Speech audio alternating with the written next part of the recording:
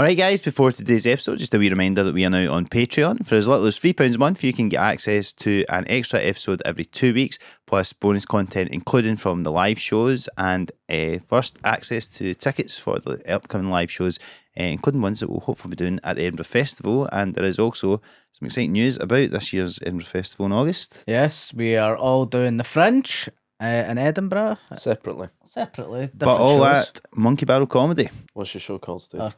A caricature, Very spelled with clever. a CH, caricature. I'm doing a show called Love That For Me at Monkey Barrel 2 at Very clever. Very clever. 5:45 every day. Yeah, I'm at 10 to 6, so me and Stuart clash again this year, annoyingly, so nice. we need to come 2 different days if you want to see both of us. But tickets available for that as well. I'm at the Tron, it's going to be very fun at the top of the Blair Street and Monkey Barrel, and tickets available for all 3 of us right now. If you'd like to come along, we'll hopefully see you there, guys. Yeah, we love to see podcast listeners at gigs. We do, always very happy to meet you out and about and at the shows and stuff like that. So if you'd like to see us at the Fringe in August, that's where we'll be. I've already sold 3% of my tickets, so you better hurry up. Okay. You should make a poster with that on it. 3% gone. Already. Only 97% available. So you better be Chop, snappy. chop. Snap those tickets up, guys. Selling like lukewarm cakes. Yes, but we will. Some of my favourite cakes, to be fair. Yeah. Don't want them too hot. Don't want them hot. We will hopefully see you there and enjoy today's episode. Cheers, Thank guys. you. Welcome to the Some Laugh podcast. It could be like, oh, that was some laugh, or there was just some laughs. Some laughs. Well, no promising all laugh. No, there's going to be some. It's some laugh. Half my family that moved to moved away from Scotland, because loads of Scottish people move away to make money, and about half my family do talk in like a wanky sort of Englishy accent. So it's not like I couldn't do it, I just refused to do it. I always feel this way, that even do I need to do a joke up top about the accent, because I used to always go down, I remember in London, and if I didn't do that, I would just hear people going, he's Scottish. Yeah. And like, so you feel, but then it's like, oh, do I need to play into their idea of what a Scottish person is and all this sort of stuff? Yeah, I just want to be a normal person. Aye. Yeah. But you must get less of that now, because you can, like... I do get less of it, but it happened. I had just exactly what you're describing. The other week I did a carpet for a kitchen company. And I'd kind of got the offer through and I said yes to it, thinking that I wouldn't get the job. And then suddenly it was like, right, you've got to do this and you've got to host their awards thing as well. And I can't host at all. Like, I'm terrible at it. Yeah, I'd love to see it. Oh, Begrudging Kitchen Awards. I'm hosting a Mad Fishing Awards soon, and I'm like, I don't have a clue about fishing. this was like, I booked to go to Thailand the next day with the money because because I felt so bad, like I wanted to quit comedy kind of thing. So I had to do a 15-minute set at the top. Yeah. And then host the awards too. So as soon as they said that was going to be a thing, on the phone call, I was like, right, as soon as I get off the phone, I'm going to cancel doing this gig. Right. Then I got off the phone and I said to my agent, like, how much money is it again? And he told me, and I was like, oh, okay.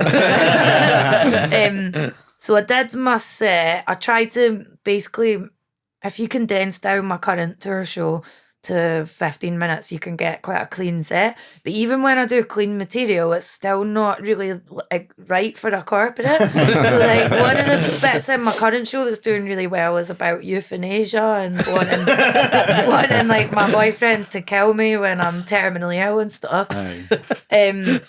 So I thought, oh, I maybe shouldn't do that bit.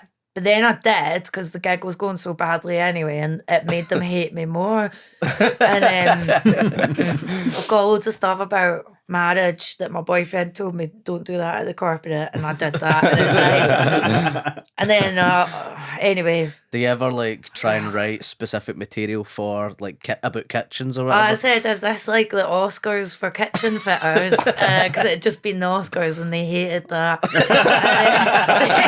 When I finished my set, I fell off the stage. And then I had to keep coming back on, and they just hated me so much. Yeah. But people were going, what what are you saying, Scottish women, and just things like that. fuck's They sake. really do. There are people that hate us, like Yeah, it's mad when you hear it and you get called a jock or something. You're like, it's so alien to me because nobody ever says that here. But then I remember Yeah, somebody A like, yeah. sweaty sock. I've One of been the- called a Really? sweaty sock. It's like Fucking Cockney hell. rhyming Fucking slang hell. for jock. I'm like, Yeah. what the first time I'd ever heard it, I was like, what the fuck is that? and everyone Yeah. just assumes you're from Glasgow as well, don't they? yeah, that's hard. It's weird, isn't it? Yeah, and even when I say I'm not from Glasgow, people go, "My grandmother was from Glasgow," and I'm like, "Cool, why are you telling me this?" And I've been thinking loads about this because I saw, mind I was saying to you on the way here, I saw Frankie do an amazing set at this. There's like an outdoor comedy festival in Greenwich down the road from me, and I did like a mediocre set, and I basically opened my set by saying, "Oh, you know, I'm like you. I'm from down the road in Catford." Because in my mind, I am a Londoner. Like, I act like one. I care too much about money. I'm good at ignoring maniacs on the bus and stuff. So I feel like a Londoner. But Frankie opened his set with England. And then he said, like, this is the difference between me as a Scottish person and you as English people. And then he just did this fucking amazing set, slagged off the royals and the Queen's death. This was the week people had been queuing to see it. And there was people that had been in the queue and he still smashed it. And it was amazing.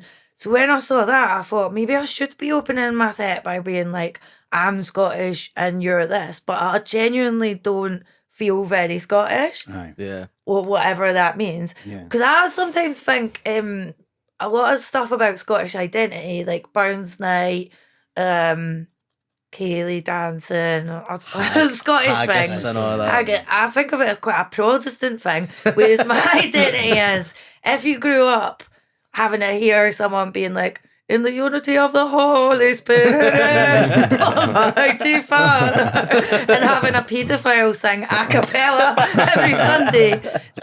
So I kind of hang around with mostly Irish people in London. There's more of the thing because I remember hearing about like Did Rabbi your Bun- church do that, by the way? what sing those songs. A fucking mad song. Aye, It's aye. stuck in my head. Yeah, I liked it. Do you ever have Shine Jesus Shine? That was my favourite hymn. Do you ever have that? We didn't have that one much. We had a lot of just really miserable ones. There's all My that. my girlfriend's big into Catholic stuff, and she always sings the good hymns around the house. So she'll sing like "Follow me, follow me." Have you seen that one?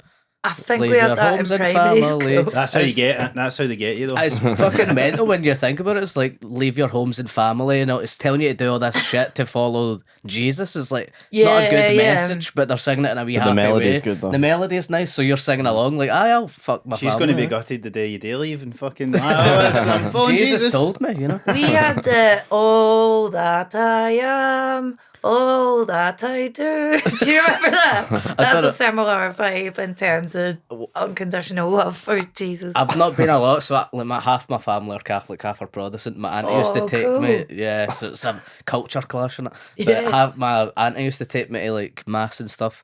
And I always remember, and my girlfriend loves this one as well. The end one, it's like, "Go, the mass has ended," and you're like, "That's a wee jaunty one." Did you have that one? No, Go, all the ours mass were has really ended. dark. Oh, really? Oh, these Yeah, were all yeah. happy. Yeah, that sounds like some Book of Mormon shit. That one. You were saying like because like, you were quite a strict Catholic. Oh, upbringing. unbelievably strict. So when I tell my pal Celia about it, she's French and she used to be a Muslim. She said like when she hears me and Northern Irish people talk about Catholicism, it reminds her of Islam. And I'm like, pretty much is like that. Well, my gran was in a convent for a while, and then Fucking and then- hell. And then she was like, I want a shag. Literally, that is what happened, and she had to make up an excuse on it. But whenever she talks about that, I think that must be what it's because I used to work with like, a lot of lassies who were like from Muslim backgrounds and stuff, and they're just kind of starting to like have to hide stuff with their parents. Starting to go, it just sounds like what my gran was like for my gran in the 50s or whatever, being a Catholic. But no, but you're saying you never had the internet growing up. Yeah, we couldn't have the internet. We had it very briefly, And then one day I came home from school and my parents were raging because the top 3 most visited websites were porn websites. I got accused first, right? And I'd never even seen porn. And then my youngest brother, who was like 10, got accused. And no one thought to accuse the middle brother because he said that he wanted to be a priest, but it was him. Oh, really? So then we got the internet taken off us, and my dad was like, it's not suitable for a Catholic household. Yeah, you couldn't have the internet, couldn't watch Friends because it had sex stuff in it, like really fake references to sex. Couldn't watch South Park. I remember thinking, because I used to have to go to bed quite early, and I'd lie in bed and I'd hear my parents like pissing themselves laughing to Frasier, and I thought, I bet Frasier is filth. And then it was just like jokes about Brie.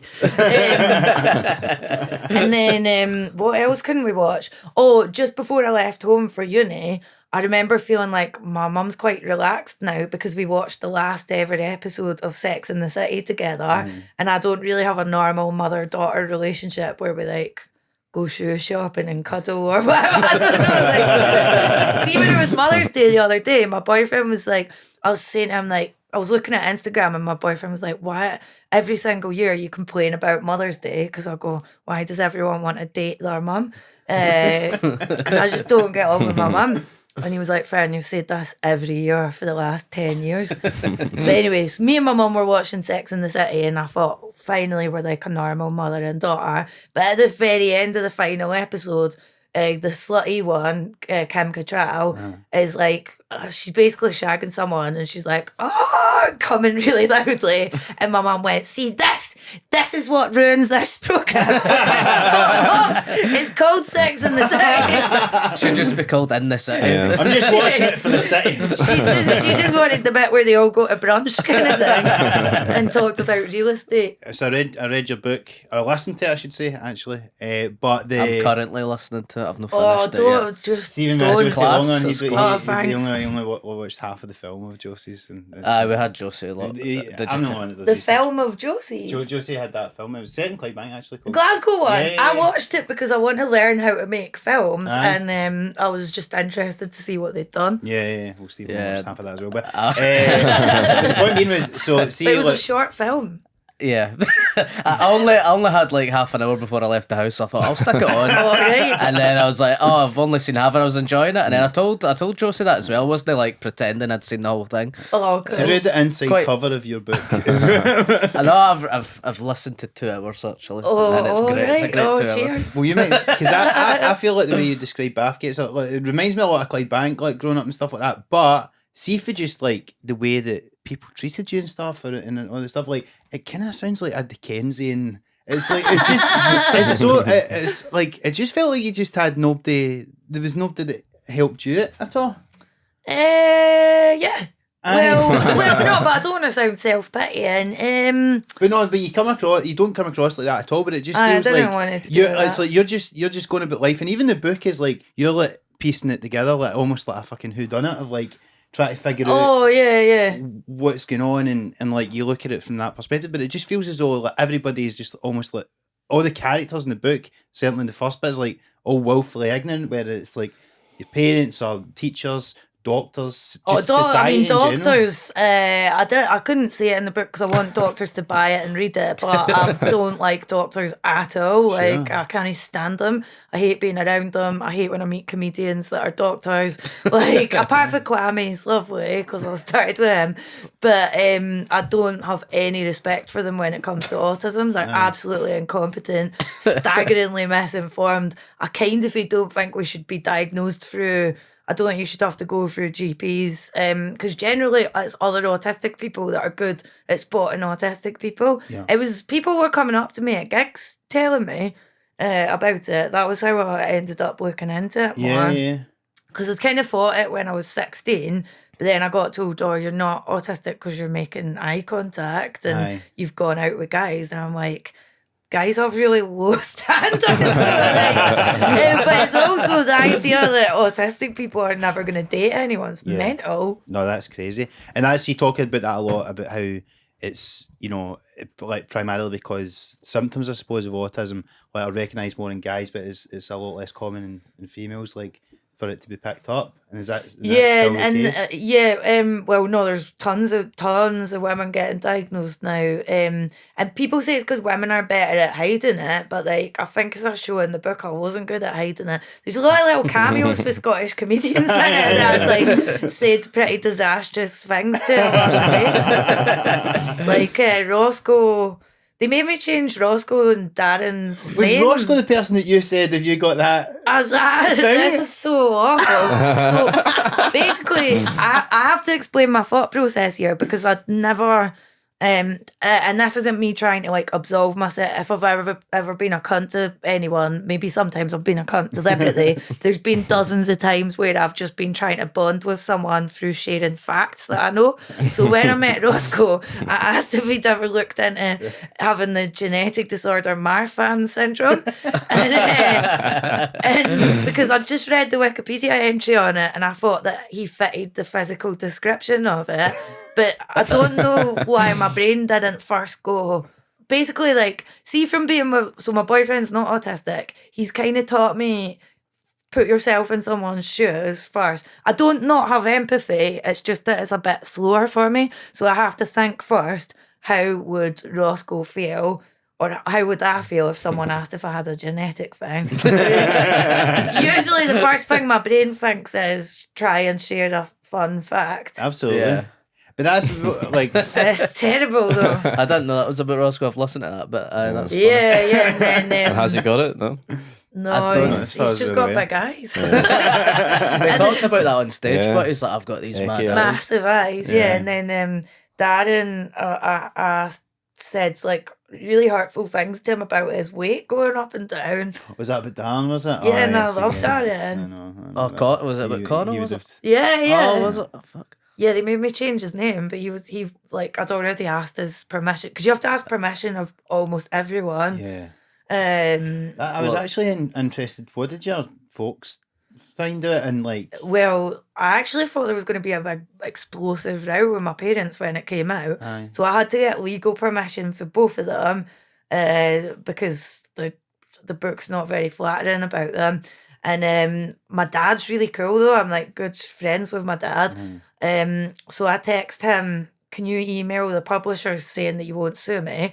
And then about an hour later, my publisher phoned me up pissing herself laughing, and she showed me a screenshot and it was like, hello, this is Paul. I won't sure Fern. And my dad was like, what would I sue you over? And I said, oh, there's a bit about you calling me the C word in the book. Because I couldn't say cunt to my dad in a text. God. And then my mum, I kept saying to her, don't talk to me until you've read till the end of the book. And I kept saying to my brother, oh, this is going to be terrible when Mum reads it. But then I met up with her in Edinburgh the week it came out or something, and she just was like, oh, I'm really proud of you and I love you. Oh, That was it. That's nice. Yeah, but the book's fucked. I thought she was going to go, sorry I kicked you out of the house. That's mental, all that time you were a stripper. And then that thing with those sort of pedo type people. Yeah. Like, there's so much fucked up stuff, Yeah. but she just glossed over it. There's a lot of that you talk about in stand-up as well, but have they seen you do stand-up, I take it? My mum hasn't seen me since, so my mum doesn't know I've got a BBC special out because I just thought it was best not to tell her. My mum hasn't seen me since So You Think You're Funny in 2011 or something. Which is like the first year or whatever that you started. Yeah. And then my dad hasn't seen me since maybe 2013.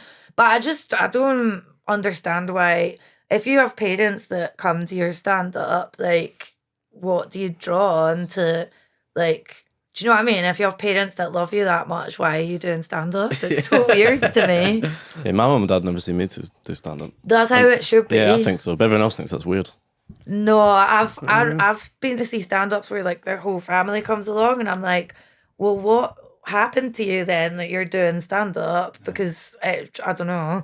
But to be fair, my mum, I think last year when I did King's Theatre, my mum was like asking to come through, and she was like, I won't come and watch if you don't want me to. And I was like, yeah, I don't want you to. Because she doesn't have, well, she does have a sense of humour, but it's nothing like mine. Yeah. It's based on mildly amusing coincidences. Frasier, basically. Aye. Whereas my dad's got the same sense of humour as me, but my dad's not interested in coming to see my stuff. But even when I did Apollo, I didn't want them to. No. Well, and then Taskmaster, my dad was meant to come and watch me, and I was so excited. And I told all the crew, I got my dad on the door. My dad only lives like a half-hour drive from the studios, so I was like, he's definitely going to come to it. And at the last minute, he was like, sorry, it's end of month at work, I've got to do the accounts. And then just didn't come.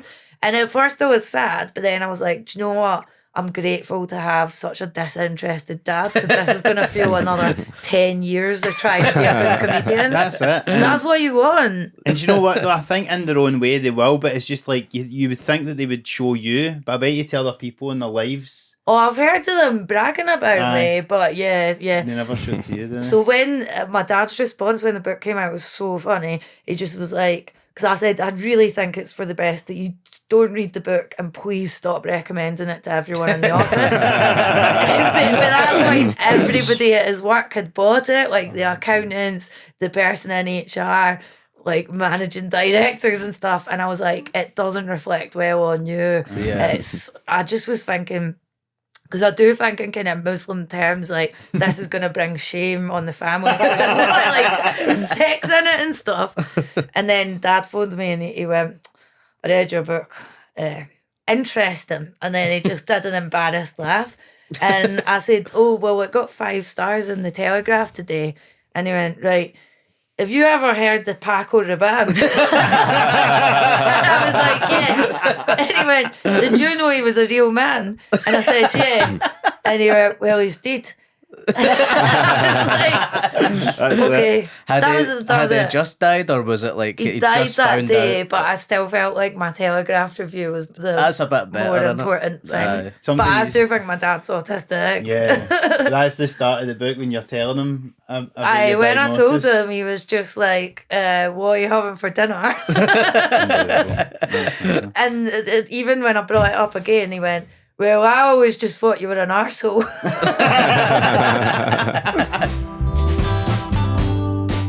Let's see if somebody's middle class and posh, whether it's a doctor or in comedy and stuff, it can be quite intimidating. You know, when you're in these meetings with people, or you go for a doctor's appointment or something, and you sort of bow to there like, oh, well, they speak posh, so, you know, they must be right. But posh, you seem to just see through that shite and can tell that. Well, that's from going to Edinburgh Uni that actually really helped, Really? because so often when I was in, because I did used to have that, Aye. and I think it doesn't help that Scottish people never see themselves on telly, or when they do, it's people doing really affected accents like Laura Kunsberg or people like that. Yeah. So you do grow up feeling like your way of speaking is wrong. But then when I went to Edinburgh Uni, there would be people who would put their hands up in tutorials, posh people all the time would pipe up because they've been taught to speak up in private school, and then they would just come out with horse shit, really stupid, ignorant opinions, and then there'd be a lot of like silent, furious Scottish people that would just scribble away at their notes, and they were more the brainy ones. And do you know that something I pure related to in that when you're talking about Edinburgh Uni was seeing you were saying about how you basically had, because this is a thing I've noticed as well, because I went to fucking Glasgow, which isn't his thingy, but it's still posh for Glasgow. And I was like, I feel like I've got different interests to people who are like me, but I'm not like anyone who shares my interests. Yeah. So it's like, I hate all these, when you hear somebody, I'll be reading some fucking book and then you hear somebody in the West End talking about, oh, yeah, whatever, yeah, and I'm like, oh, fuck, is this cunt? But then, like, you know, I see my mates for school and I've got the same things in common with them anymore. Yeah. It's a hard thing, that, I think, you know. There's this book called A Disaffection by who was the guy that wrote How Late It Was, How Late? James something. can't remember. He's a Glaswegian author, and he wrote this book about it's that thing of being working class and going to uni and then not fitting in either of the worlds. Because I had tons of messages about the book from people that are working class and went to a posh uni and then didn't fit in, because I mean just that in itself, like Edinburgh Uni was insane. Such a culture shock. That must have been. Well, I remember just even with Glasgow, first time I'd been to the West End, and I was 17 when I went straight after fifth year, so I just was completely I'd barely been at Clydebank, and I was pure like what the fuck, and I was still hanging about drinking I was still drinking underage in the parks on the weekends. But no way. Aye, because it was only 20 minutes. Because I got into uni when I was 17 as well, and my parents were like, "You're not going for another year." Aye. Did they? Or did they? They wouldn't let me. I was still 17 when I went to uni, but it was because because your birthday. Because my birthday basically was later. But yeah, for the first like 2 months, you miss freshers and all that because you're 17. I should have held back, man. I know. But it is weird because they always talk about that class consciousness thing and all that. But it's like, because I'd never heard of working class until you go to uni, and then I was like, and then I would realise I'm the only one in the tutorial who is this, and then everybody else is like, not that I'm pure saying, "Oh, I'm fucking," whatever, but like, everybody else was pretty posh, and then I'm just like, I just felt like a pure bam and all that shit. I thought I was posh in Bathgate, or I was like, my dad always says, because we lived on in the posh bit of town where the rich Protestants lived and stuff. So I thought I was posh, and we had 2 cars and I had piano lessons and stuff. And then when I went to uni, like honestly, people looked at me like I'd just crawled out of a cave. And my dad says that I changed my accent when I was at Edinburgh Uni, so it must have been really affecting me. Because mind when we done the Jonathan Ross thing during lockdown. Oh yeah, and it was like me, there was you, so many Scottish people. Me, you, and Susan on the same episode, and you were like, someone's getting sacked for this booking mishap here. 3 Scottish people in the one show. Yeah, you never say that. I know, it was like 6 acts on or something, and half of them were Scottish. I've also been thinking with Taskmaster, that's like more and more 3 Scottish people now are going to have been on it. So maybe Channel 4's got some requirement to put Scottish people on stuff. Fingers crossed. Yeah. Well, there is like that's what they say. It's like, we need to get different regions or whatever. We need regional voices, but then that part of that remit can just be, we can film in Scotland. It doesn't need to be Scottish people in the show. So it's like, look, fucking Antiques Roadshow or whatever's getting filmed there. There's no one Scottish on it, but it's just because it's getting filmed. Mrs. Brown's Fiona voice. Bruce in a tartan scarf. Frankie Boyle talked about that in he did a really good chat with Richard Osman at the TV festival, where he says it's a way of finessing money from BBC Scotland, and then they'll or showing that you're doing something regional, but they'll do like Waterloo Road, which is an English show with all English people, but they film it up here. Yeah.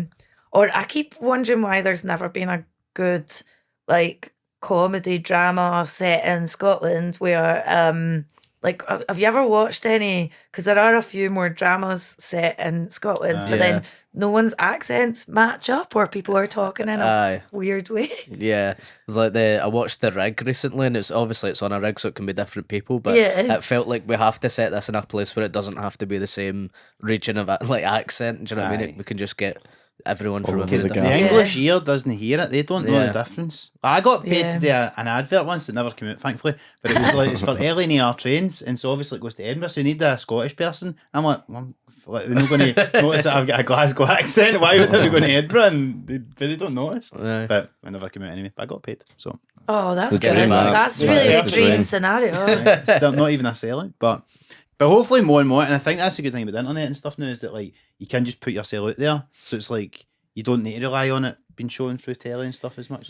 Yeah, when I was first listening to this podcast, I was like thinking how that it's almost a shock to hear just normal Scottish people talking. And actually, I did a podcast with my mate Alison during lockdown, and then at the Fringe, girls were coming up to me being like, I know this will sound stupid, but it's so cool just to hear a normal Scottish person talking. And you're like, yeah, I am normal. This is a normal way to talk. No, it's true though, and I think that's it. Because I remember when we first seen Bridges, I mean, obviously he's fake Clydebank, but then it was even just like the first time that you had somebody that wasn't Alex Ferguson or Billy Connolly, hearing them talk like a Scottish person, and then talking about the bus she got on and all that. Yeah. And then he was on like Jonathan Ross and all these big hits, and it was like mind blowing because it was like the first time, and then obviously Frankie as well. But like that was what was such a big deal then, because that was before really social media and stuff even still, where now you can see all different types of people everywhere, but still getting that. Lewis Capaldi as well was so fellow exciting. Bathgate person. From Bathgate, yeah. Are you glad that it's not just you and Susan Boyle anymore? Or I was honestly like freaking out when I found out about Lewis Capaldi, and I messaged my two brothers live in Shanghai, so I messaged them to be like, someone from our school is this massively famous singer, and they were like, oh, and they went, I used to sing round the pubs and stuff. My dad had the same muted reaction with Susan Boyle. He was like, oh, she used to sing. He was like, she sang in the Jolly Roger, and they went, she was a good singer. And I was like, yeah. I think the public have gathered that now. It's a good Scottish diary, actually. I done a gig at that Bathgate Regal Theatre once, and it was I did that. I was. I've done that. Do you know when I done it though? I don't know if you would have been the same. Did you say it was bad? One of the worst gigs I've ever That makes me feel better. I don't know if you done the same room as us, because when we done it, I think both, like, it was in the cafe. And there was an actual, but the night I done it, there was a show on in the actual theatre, and it's like the wee local school kids or something would do a thing every year. But then as I was on stage, I just suddenly hear this beautiful operatic voice. And it was Susan Boyle went on at the end to do a thing for the kids and all that, and she sang, and I was getting heckled by Susan Boyle. And like everybody in the room, including me, while I was on stage, is going, I want to just go next door. I'm like, what's why are we not there? But that's probably mental. the weirdest heckle I've ever had. Yeah, because it's the Subo Theatre now.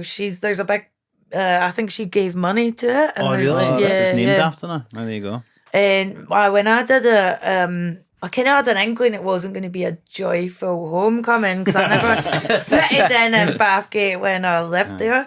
And that's where I get jealous of Lewis Capaldi, because I feel like he loves where he's from and is like I think he still goes out drinking round about West Lothian, whereas I will never ever go back there unless it's for a relative's funeral or something. But when I did the Bathgate Regal, I died so hard that I had to be taken out the back entrance. And at one point, I heard one person clapping for me, but it turned out to be my wee cousin Sophie, who works behind the bar.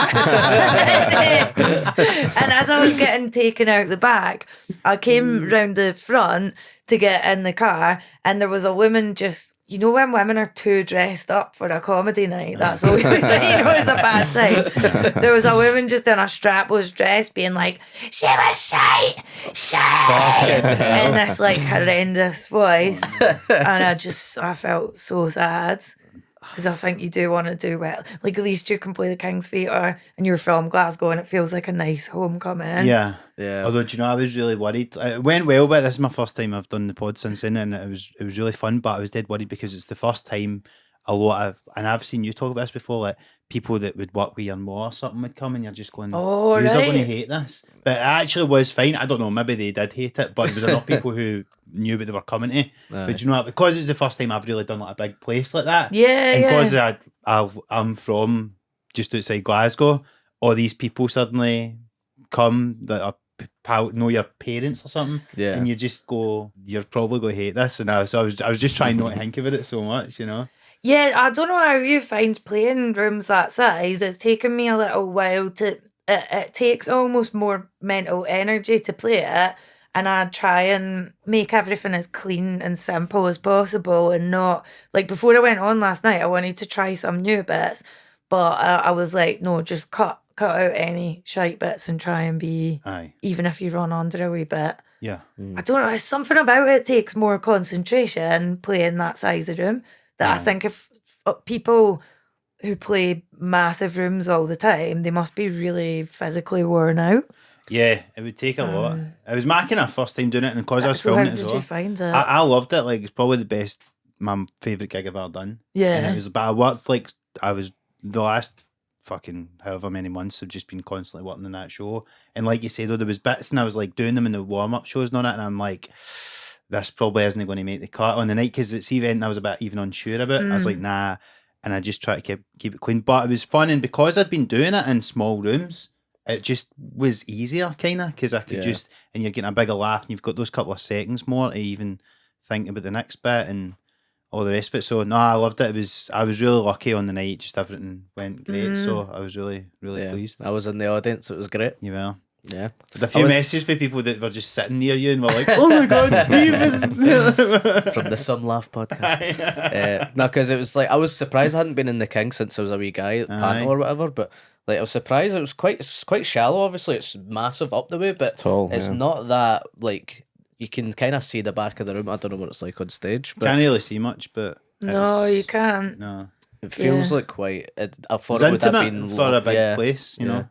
Thought it would have been longer. It's a good place to see a show as well. It's just a beautiful theatre. Like, we came to see Yeah. you actually last year, me and Mark. We were at the, Oh, when thank you. Susan and Liam were opening, yeah. Oh, cheers. The show's better since that. I thought it was shit that time. I'll fix It was good from the now. audience.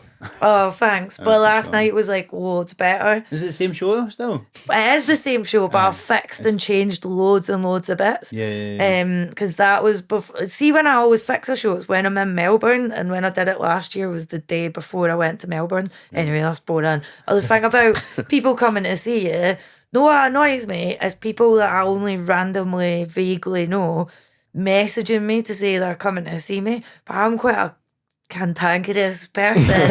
But like somebody messaged me being like, "Hello, it's so and so from stripping," and she was like, "My stripper name was this. Can you sign my book after?" And I was thinking, I can't. You're not even in my top 10 of like favorite strippers. Yeah, I couldn't remember who it was, and there's just a couple of people being like, "Coming to see you tonight." I'm just like, I'd rather just not know who's coming to see me. Yeah, I was the same. So I actually turned off my phone for a couple of hours because I was like, I didn't want to see MD messaging that like Yeah. vaguely knew me for school or something. And I was like, nah, I don't want to know. Steve talked about stripping actually because one thing I thought was That was a interesting. good fun bit to write about. Aye.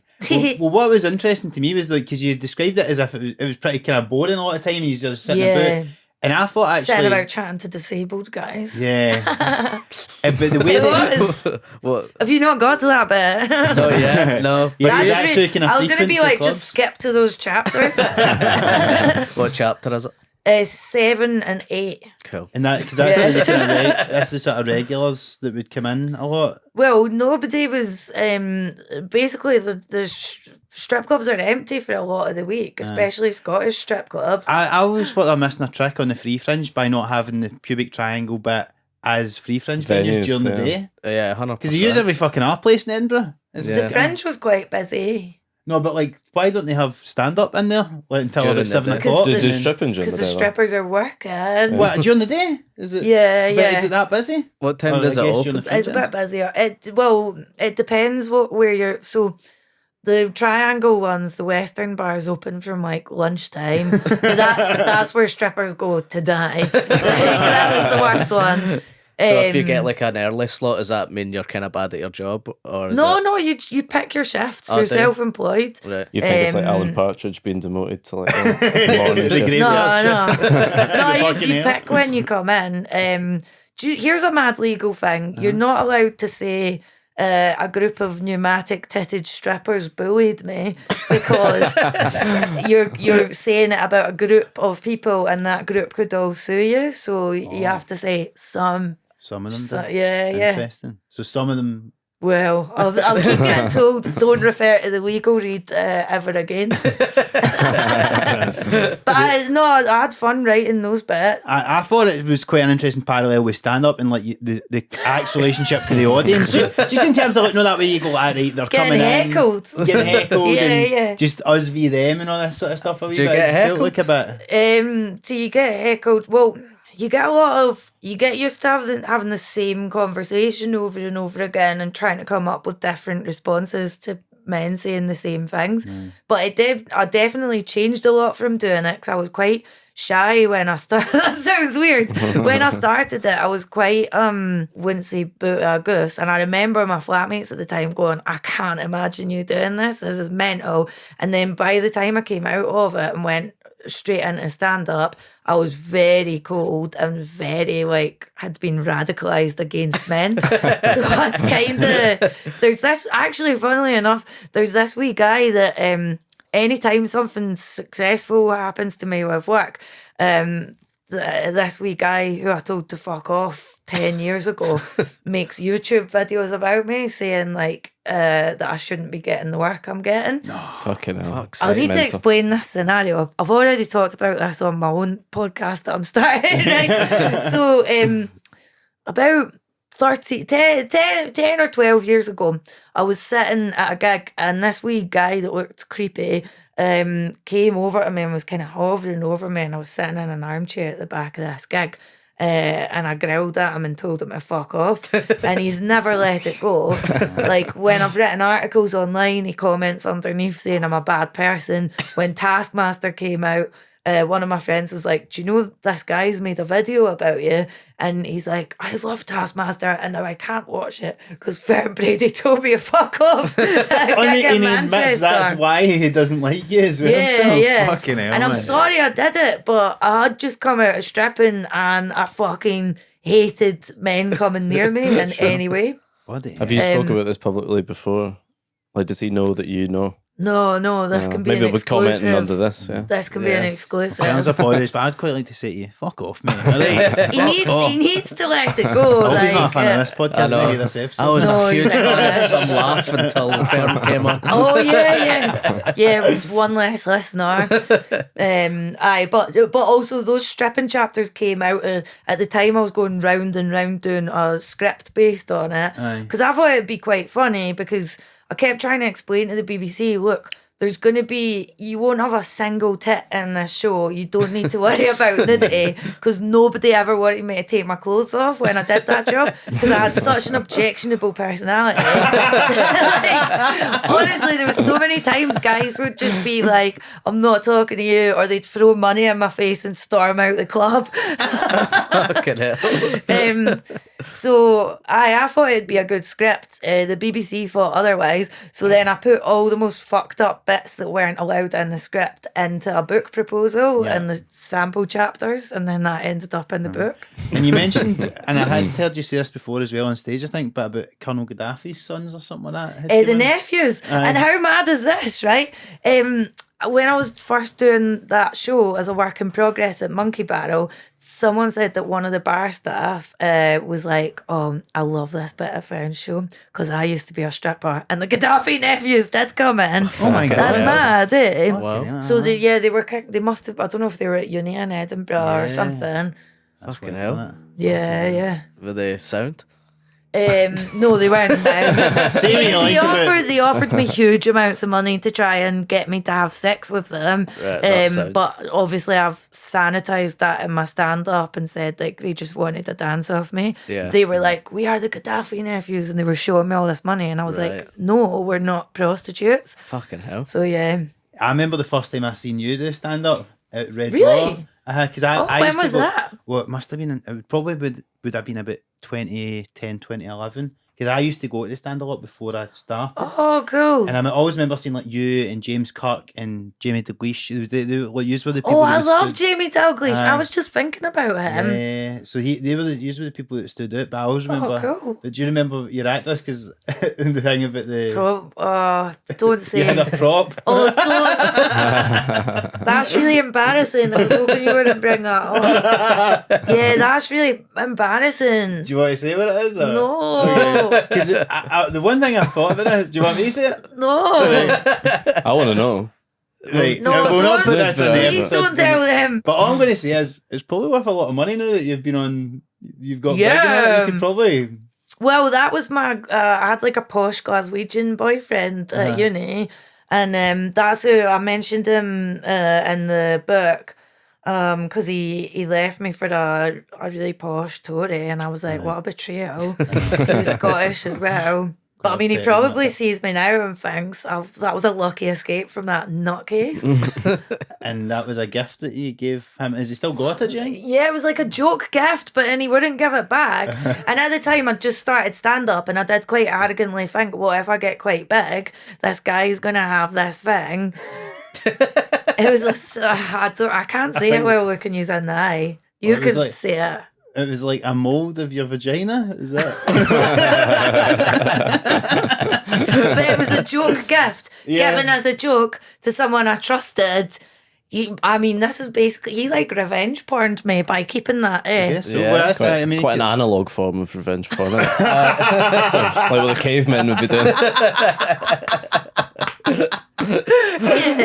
It wasn't even like that what's guy it called? online's like, I used to love moulds of vaginas until Fern Brady. Well, yeah, he seems the type, to be honest.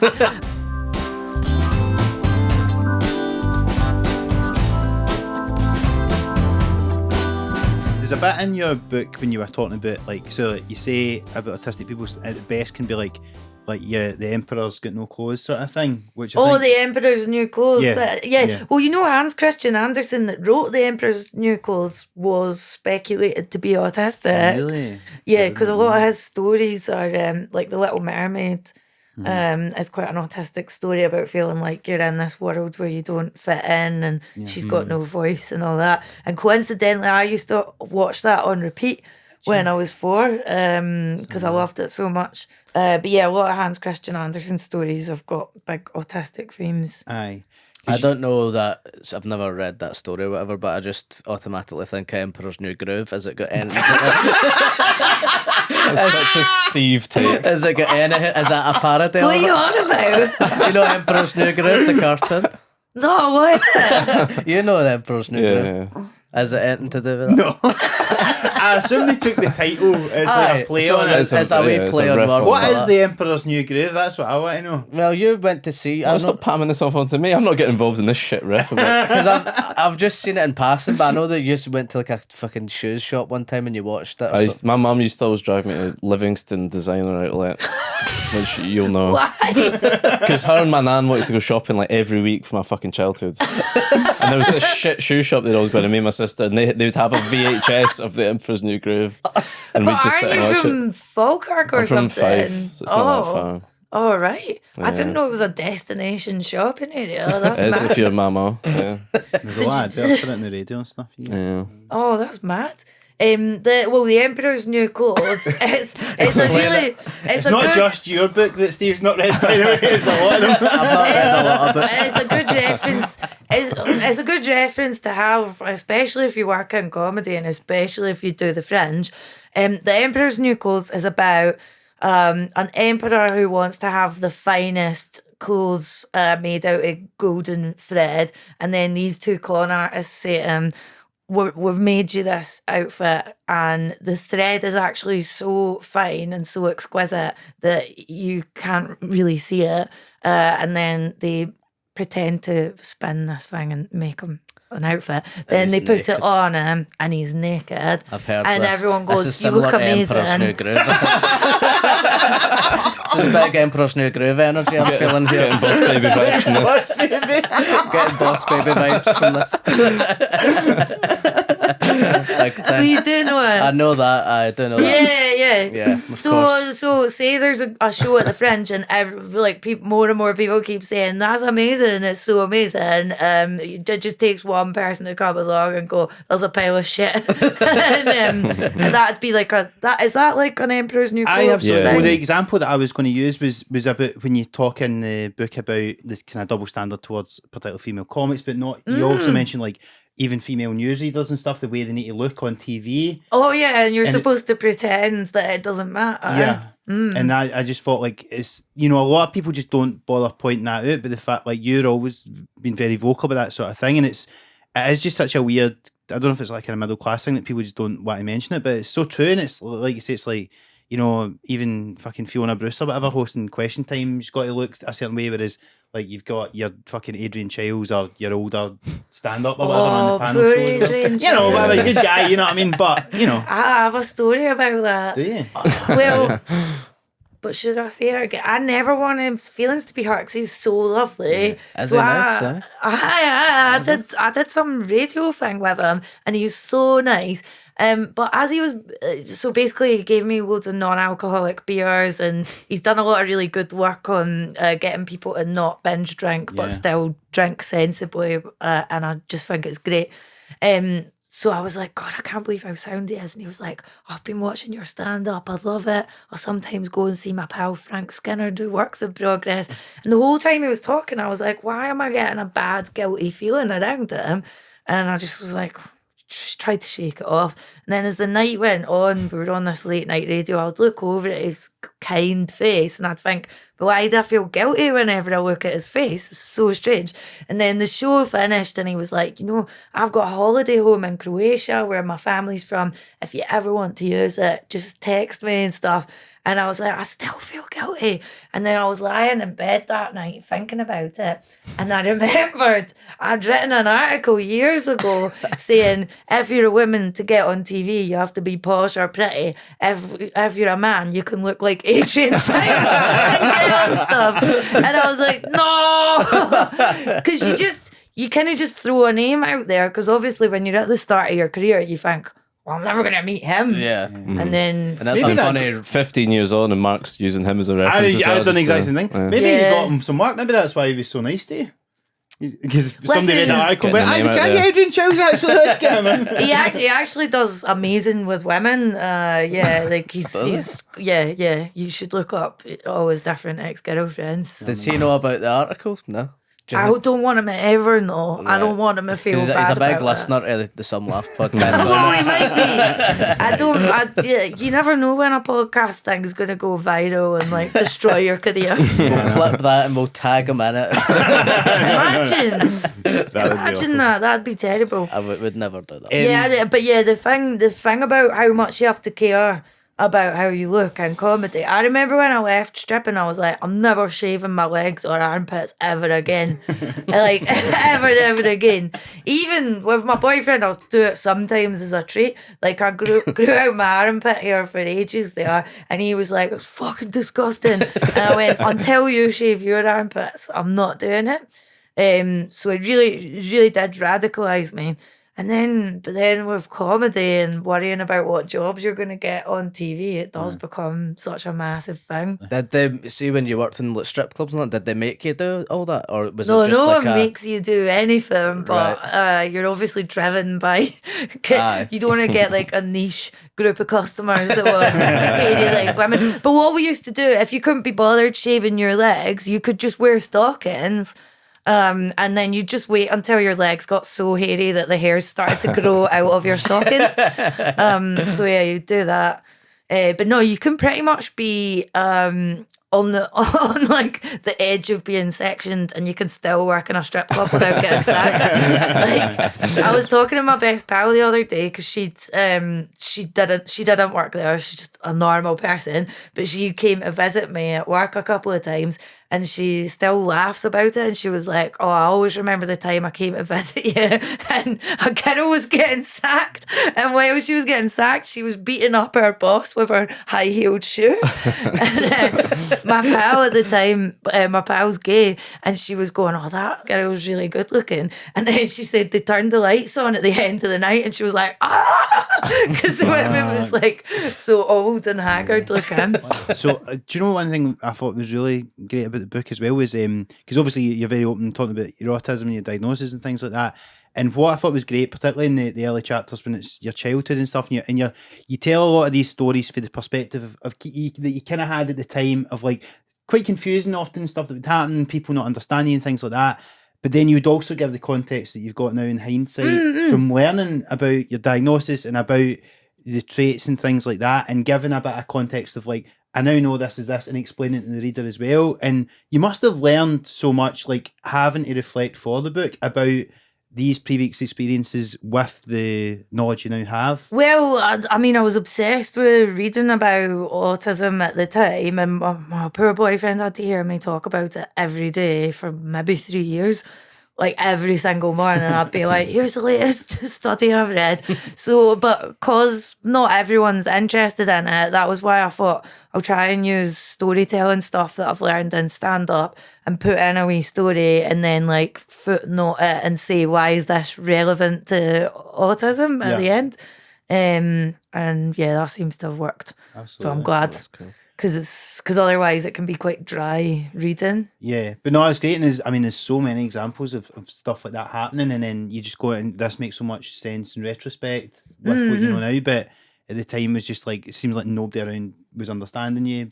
And it's to the point where it's amazing that nobody would, and it felt as if there was nobody even to kind of sympathise with you sometimes as well. Well, I mean, I found out after I got diagnosed, I'm quite close to my youngest brother, and he was like, here, do you know when we were teenagers, Mum was saying, you know the boy in the what's it called? The Curious Incident of the Dog in the Nighttime. That was it. My mum was going, I think Fern's like that. So I was like, why did she not tell me? And so she'd been going on to my brothers about it, but didn't mention it to me. Just like your comedy career, basically, now. Well, I mean, she did. She was pretty good in terms of, because she kept crying when I got diagnosed, and she was going, I feel like I failed you as a parent. And I didn't want to go, no, it's okay. Because she did fuck up quite significantly when she used to kick me out and stuff.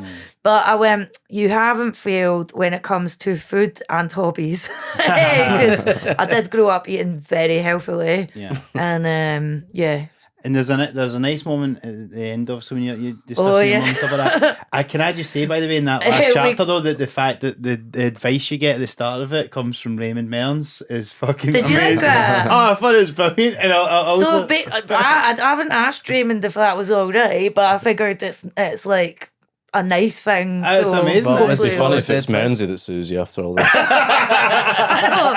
Basically, do you remember when Raymond Mearns had hundreds of therapy, so he kept talking in a therapy voice to people? Yeah. It was absolutely surreal. So Raymond Mearns kept shouting at me at the backstage of the stand, you have to forgive your mother. So I thought I'd kind of bookended. The book opens with, obviously you're surrounded by male comedians. I've got a lot of bits of the book where Phil Kay was in it as well, giving me advice. Mm-hmm. And then I put Frankie at the start of it because Frankie did a joke about Bathgate that then would be repeated back to me by posh people at Edinburgh Uni. So I guess that kind of backfired. So I thought it'll be quite good to have another old man at the end of the book giving me advice. That's great. And that bit as well with the Bathgate you mentioned, like Proclaimers mentioned Bathgate. What was the thing you were saying what was the reason? Because you said it and I was Bathgate no more. Aye. Well, that song Letter from America. I've been listening to it the last day after listening to your book. 'cause My you English mentioned it. teacher from school's in the video to that. Really? Mr. Finnegan. Yeah. Oh my There you god, go. that's a good claim to fame. So that song's comparing the Highland clearances to, I think, 80s Scotland when loads of people had to move away for economic reasons. And in Bathgate there was loads of things were closed the year I was born. Like, I think it was a thing called the BMC that made cars. And Clyde Bank was like that with the Singer Sewing Factory and the shipyards were here. Yeah. And it's like everybody that's like our grandparents' age all still going about all that. yeah. But it's like a song that I'd like listened to since I was a wee guy and just never known why he was saying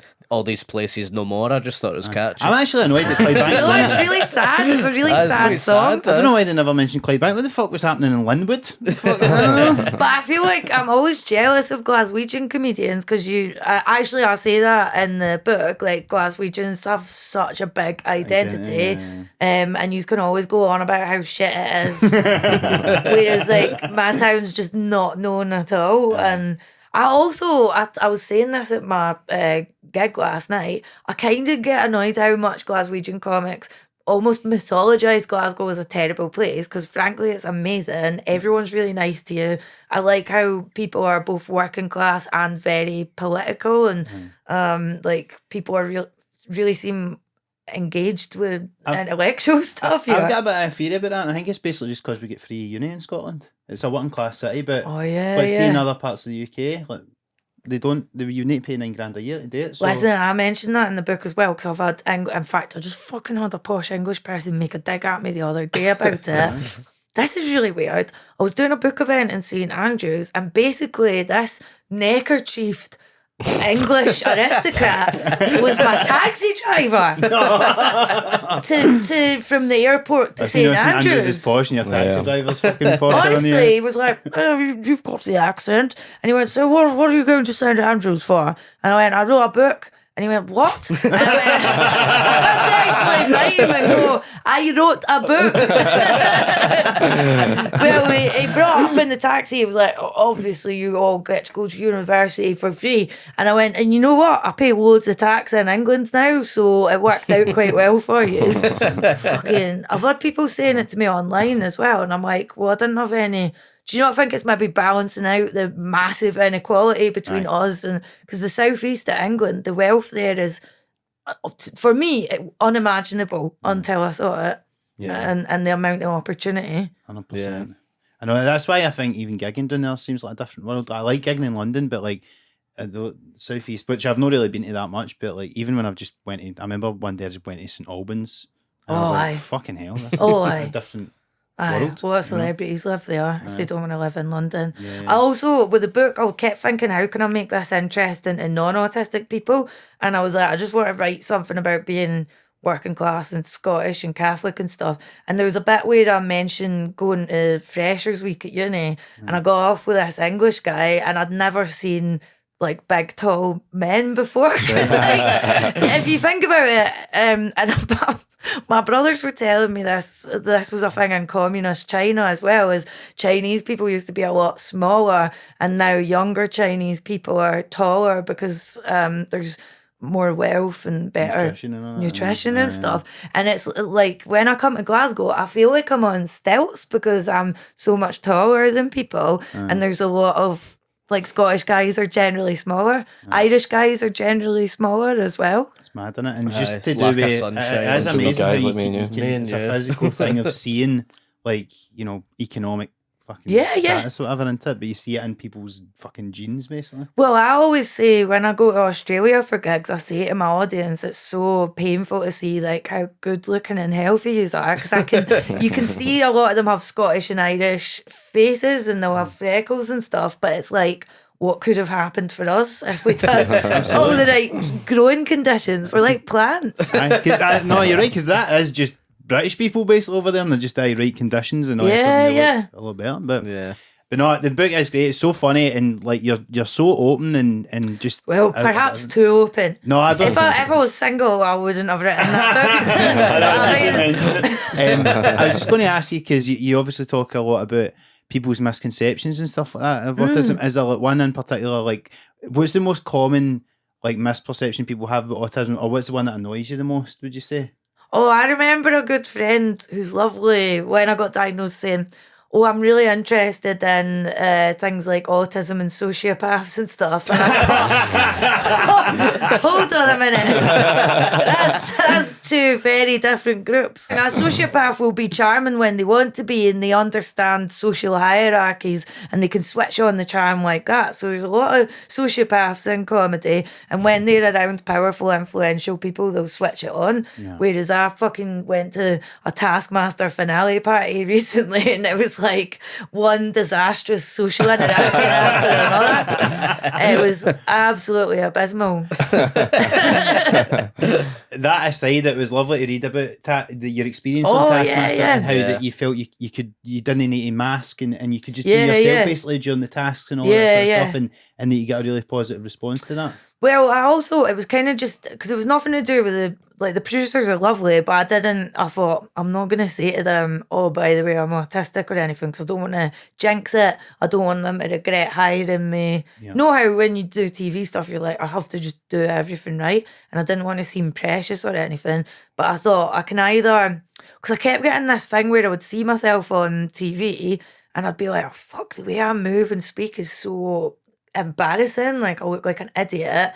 And then I thought, you can either spend all your time and energy worrying about that when you do the show, or you can just not do that and save the energy for trying to do as well as you can on the show. So I was like, I'll just go with that, because I knew that the way to do well on that programme was don't second guess yourself and just be yourself. That's why they want you. Yeah.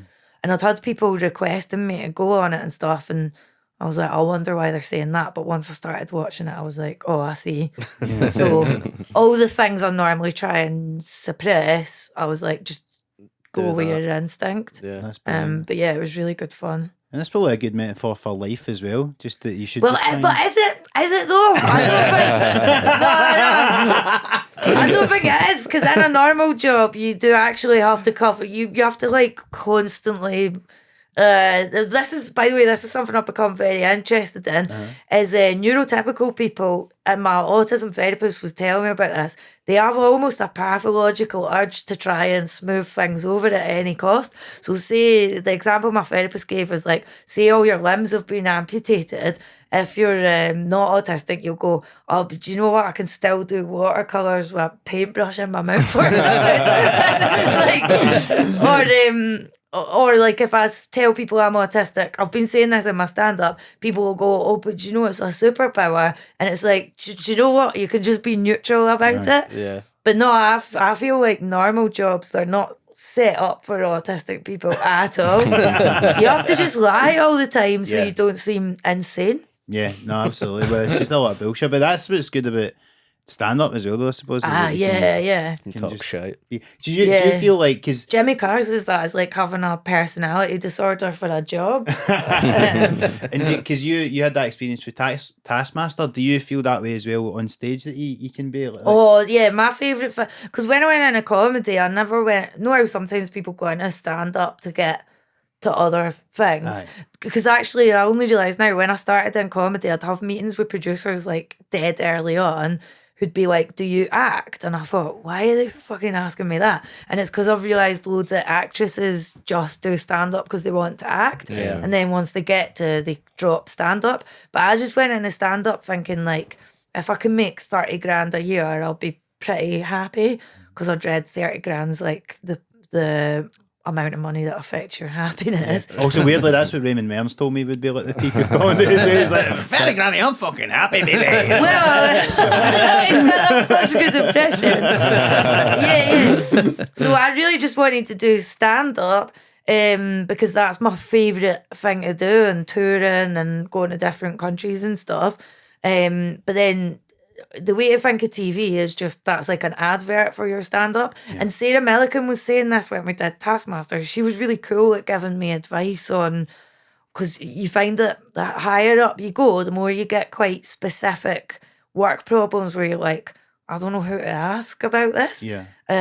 So it's kind of good to meet like bigger comedians to be like, oh, how do you manage to tour internationally after Brexit? Or I don't like Brexit really fucked it, by the way. But yeah, Sarah was saying she just thinks of TV as the advert to get people to keep coming to her stand-up. Absolutely. It's a good way of putting it. Aye, because live stand-up's just, there's nothing comparable to it. Like last night, wishing that I'd filmed last night, it's that thing of constantly trying to capture a thing, and you can't really get it with TV. Because I was going to ask, like, because people ask if you want to do acting and stuff, and you had that pilot, was it BBC Three? Was that a few? I don't know if you want to talk about it. No, I don't mind I talking enjoyed about that. it. I remember watching it years ago. I watched it as well. Well, so that was initially meant to be about when I was in the CAMS unit, which I wrote the actual story of in the book, right? Yeah. But at the time, mental illness wasn't anything like as cool as it is today. Like, see if you told 16-year-old me when I was mental, one day everyone's going to want to be mental. like, you can't even conceive of it. Everyone is going to want to. They'll be buzzing like a to hipster, talk. you were mental before it was cool. I am a hipster about mental illness. Because see, now I would actively avoid going anywhere near psychiatrists, because a lot of them are mental themselves. Because I've met psychiatrists like in real life off duty, and they're tapped. So I tried to do a pilot about being in a CAMS unit. The BBC were really squeamish about it. They continuously changed it, so it was about a fucking, what's it, a pupil referral unit, which is so far from my experience, because I was a goody two-shoes and I just wanted to get straight A's and stuff. Yeah. So by the time it came out, I was like, please, can you take my name off it? Really? And I was, Wow. I was so embarrassed. No shade to the actors that were in it, were all amazing and lovely and stuff.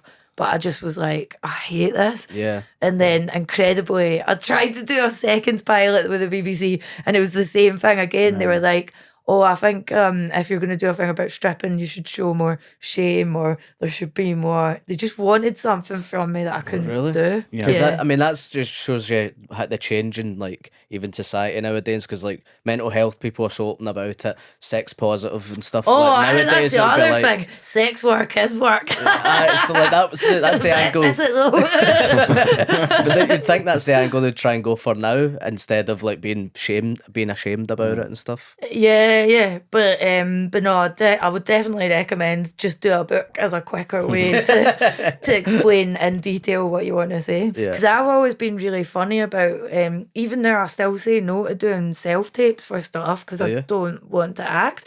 And there was a period where my agent was like trying to get me to do it, and he went, do you know acting's really well paid, Fern? And I was like, oh, I didn't know that. I thought everyone in Hollywood was just doing it voluntarily.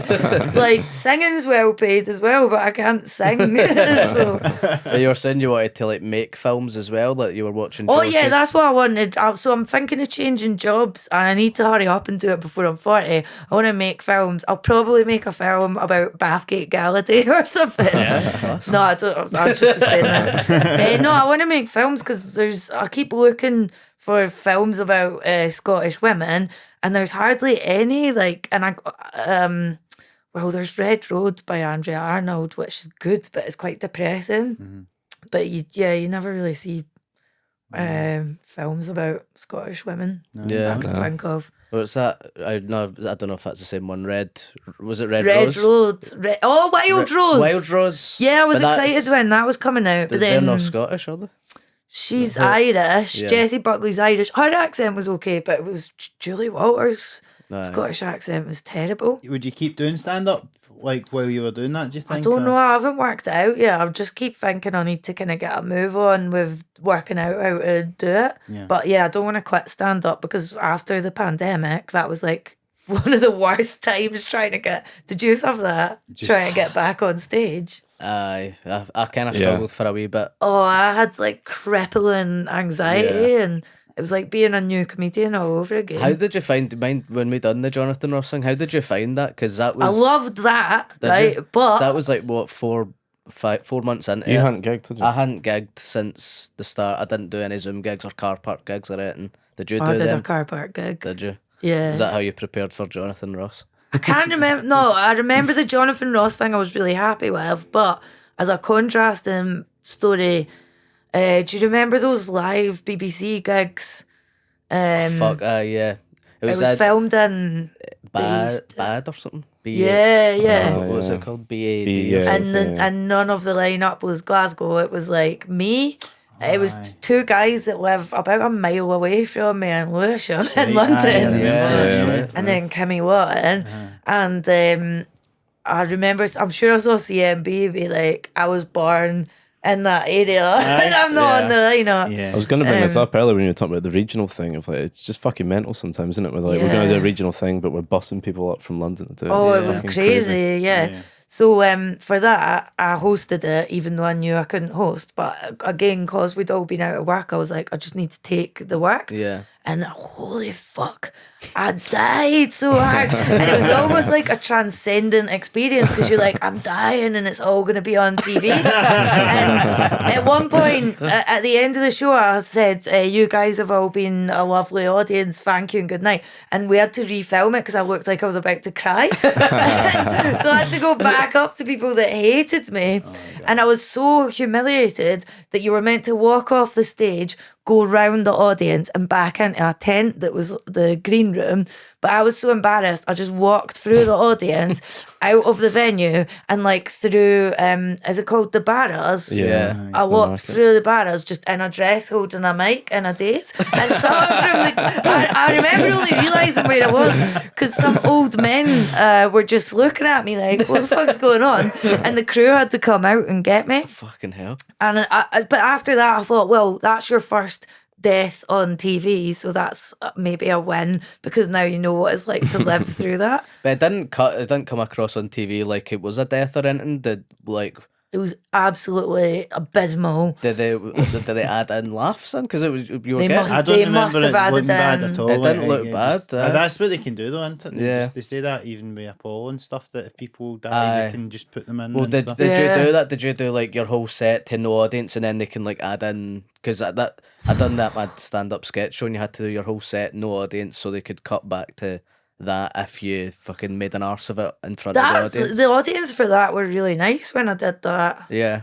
But I think stand up sketch show like fundamentally disrespects stand up. The fact that it has to be like, let's make your stuff Yeah. into a sketch. No, because people 100%. couldn't possibly enjoy stand up. I got cut out of it, so I don't give a fuck about it. Oh, right, okay. But you're not Okay. the only a lot of people say that, like, I know, because Oh, like you're doing an act out, just see Yeah, the you person can do it see on them stage. doing it. yeah. Also, a lot of love- the fun yeah. of stand-up is the picture that you've got in your mind of whatever they're That's saying. it. Have you done Apollo, obviously, like, what's been your Yeah, favourite? my Apollo was shit. And then Sindhu went on and just smashed it. Oh, she was on before me and I could hear her smashing it and I had to just go off. So my Apollo is frustrating because I'd basically just got, just the timing of it wasn't good. I'd just finished a show and I was starting to get new material ready. And then I went and done Frankie's support in the August and Apollo was in the September. And I turned up at his gigs and I was like, I need to get a new 20 ready for Apollo. And he was like, I don't care what you do. But like in a nice way, he was like, do whatever you want. So I had to get stuff ready in front of his audience while also I was still getting used to playing like big rooms. Sure. So my set was just like crap, like half finished thoughts, and it was frustrating. And then I wanted to do Apollo last year there. I was like, I'm ready, I've 20 ready to go, get me on Apollo, and I thought there wouldn't be any reason why I wouldn't get on it. I got told, nah, can't come on it. And then they were saying, oh, you can do it next year, but I'm already gearing up to be like, don't dare going forward for it this year. Because then the timing will be all wrong again, because I'm about to film this show, end it, start a new show. So they need to get you at just the right time when you've got like your good 20. Get your stuff ready, I know. It was good to see Liam on Apollo though. amazing. I was Yeah, really it's happy He about was that. great. No, it He was really great. good. Yeah. It's good to see. I know, just we're Scottish cunts, especially when they just still live up here and stuff. Like, just like, because it's so hard to get doing. Like, because that's like yourself and Larry and all that. Like, been doing there. Like, feels like that's what was needed to be done. And even with Bridges and Frankie not before, like, you just needed to be about. And like, I probably would have moved there if it wasn't for COVID and that. Maybe just to give it a go for a while. But Yeah. I like going down, and I used to have a mate who would always put me up, so I'd go down for like a week or two at a time. Yeah. And just do spots. But the circuit looks tough unless you can rise up, I guess. It is like for the first, so when I moved there, I'd already been in Manchester for a couple of years, and then when I moved there, I had to start all over again. And my pal Alison's going through the same thing now, and she was famous in Ireland, like she had her own sitcom and stuff. Crazy, wow. But I mean, once you're in with London promoters, it's totally like the money you make is just incomparable to up here. But I'm at a point now where I'm like, how much longer am I going to live in a place that I actively despise? Somebody filmed me slagging off London last night, and I was like, please take that down from the internet. But like, I mean, I like my audiences in London and I like the circuit in London, but there is absolutely nothing else I like about living there. Really? You never get used to how horrible people are. Yeah. It's It's- just so you just busy. don't. I don't think humans are made to live in a place that's Nah. that busy. I seen an 80-year-old man get deliberately shut in the bus doors the other day by a bus driver. And it was just like, one more moment of being like, I have to move. But then I went to my Pilates class and I thought, I bet they don't have this in class. So yeah, it's just, I'm always trying to like persuade my boyfriend to move up, and he just won't. He just refuses. Really? Yeah, but what I thought of doing is if I could get rich enough to like be able to live here half the year and then live in London the other half. Then I stupidly told these plans to Robbie, who did my support, and then he was making me digs about me about, oh, you're gonna buy a second home in Denison? And I was like, thinking, yes, Robbie. Like, I was poor and now I want to be rich. Sorry. My boyfriend's a fucking communist as well, so it feels like I'm getting this all the time. Yeah, all the time. From all angles. Well, but that's a dream. That's exactly what I would want to do. I don't think I can do it. I think I have to pick one. Pick one. Would you go to Ireland? Would your boyfriend go back to Well, Ireland? this is the other thing. If I lived in Ireland, I could only live in Dublin because at least then you're near the airport. But he wants to live in the middle of nowhere, which is fundamentally incompatible with stand-up. The only other place I'd live in England, because at one point he was like, oh, we could move to Sussex and live in a cottage. And I was like, we're Scottish and Irish. Once we're there, we're properly in England. Because you can live in London and basically just be pals with, like, all my pals are not really English. They're Irish people. It's like being at the bottom of the Titanic with the Irish and the Italians and stuff. So you can live in London and just be surrounded by people from all over the world. Yeah. But then once you move just a wee bit out, then you're really in England. So I'd like to live in Bristol, but he was like, oh no, it's too hippie-ish. Because that's got a nice comedy scene and the people are really friendly and stuff. Every time I come up to Glasgow, it seems more and more. I'm almost viewing it too idealistically now. I've got this idea that I'll move back up and then an old man will be sat by a fire in a tartan blanket offering me a dram of whiskey or something. Well, listen, it's been brilliant to have you back on while we've been up here, Fern. So thank you very much for Thanks for doing having me. Yeah, cheers. Yeah, thanks for You it. get anything else other than your book, of course, which is fantastic? Strong female character. Please do get it. It's available, and I would suggest. Funny hearing a Scottish guy say that. I actually the hate first the title. recorded time of any Scottish man ever saying that phrase. Well, I wanted to call it Here is a book about autism and sex and things, but they wouldn't let me. Well, it is about that as well. It wasn't as catchy. I would recommend getting the audiobook as well because it was good. Hearing you read it and doing the Was accents it? of the people's voices. Shouting Donald fingered you. That was quite. that was a good day in the studio.